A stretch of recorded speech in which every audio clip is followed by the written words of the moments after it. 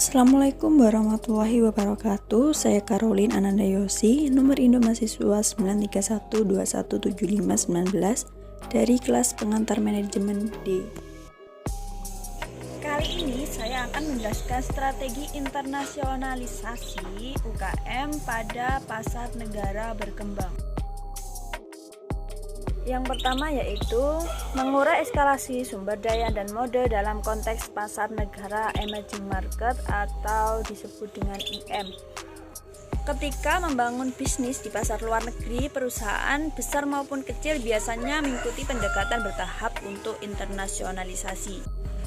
Awal memasuki pasar melalui mode komitmen rendah ekspor tidak langsung dan setelah beberapa waktu dengan memanfaatkan pengalaman pasar. Secara bertahap, peningkatan investasi ke menengah dan tinggi mode komitmen seperti usaha patung dan investasi langsung asing lainnya.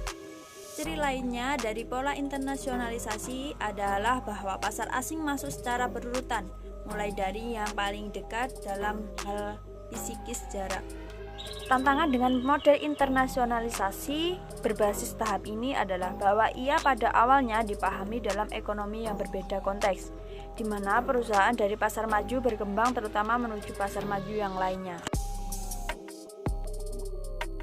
Mengambil contoh komprehensif tentang strategi internasionalisasi UKM atau usaha kecil menengah manufaktur di IM atau emerging market yang memeriksa dua jenis peningkatan.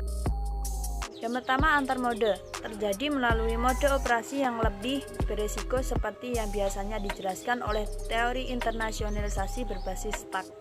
Yang kedua adalah mode menghasilkan eskalasi komitmen sumber daya dan mode awal operasi.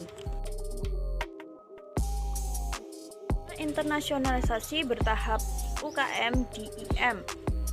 Model Uppsala mungkin adalah salah satu model yang paling bertahan dan diikuti dalam teori bisnis internasionalisasi perusahaan. Menurut model ini, perusahaan memilih mode optimal untuk melayani pasar luar negeri dengan mempertimbangkan biaya dan risiko mereka di pasar khusus ini dan sumber daya mereka yang tersedia. Usaha kecil menengah memasuki emerging market merupakan langkah oportunistik daripada strategi yang sepenuhnya terencana, karena mengimbangi penurunan permintaan di pasar maju.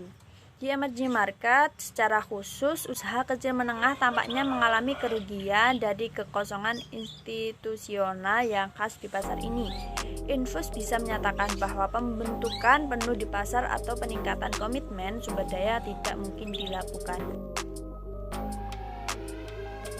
Kedua, efek moderasi dari pengalaman pasar dan kinerja pasar.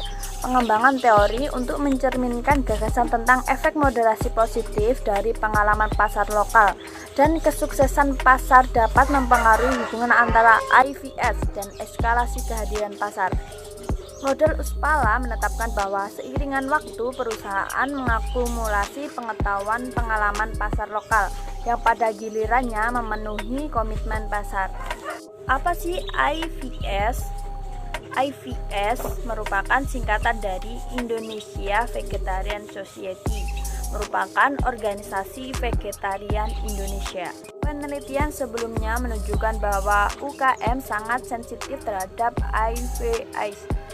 Akan tetapi, pengalaman internasional UKM atau pengalaman khusus negara tertentu memungkinkan UKM untuk mengurangi ketidakpastian dalam pilihan mode masuk pasar luar negeri mereka. Selanjutnya, perencanaan strategi untuk perkembangan pasar negara. Model Uppsala menerangkan bahwa proses internasionalisasi suatu usaha dilakukan melalui beberapa proses yang dimulai dari kesamaan wilayah, kesamaan kultur, serta kesamaan geografis. Sedangkan model jaringan menekankan bahwa suatu usaha memerlukan jaringan untuk bisa melakukan internasionalisasi. Pilih pangsa pasar yang dekat secara geografis dan fisiologis. Ada alasan utama sebuah perusahaan untuk melakukan internasionalisasi, antara lain untuk memperluas penjualan, untuk memperoleh sumber daya, dan untuk peningkatan sumber penjualan dan supplier, dan meminimalisir resiko persaingan.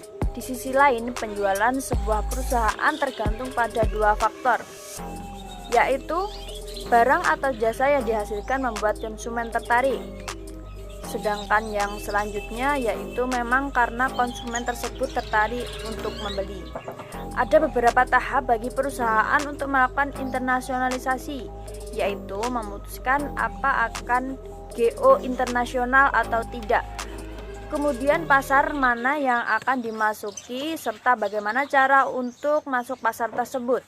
Menggunakan program apa yang digunakan untuk pasar global, dan terakhir bagaimana mengorganisasi pasar global.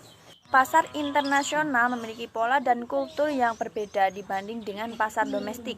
Salah satu kunci sebuah usaha untuk memasuki pasar tersebut adalah memilih strategi yang tepat. Sekian presentasi dari saya. Jika ada kurang lebihnya saya mohon maaf. Wassalamualaikum warahmatullahi wabarakatuh.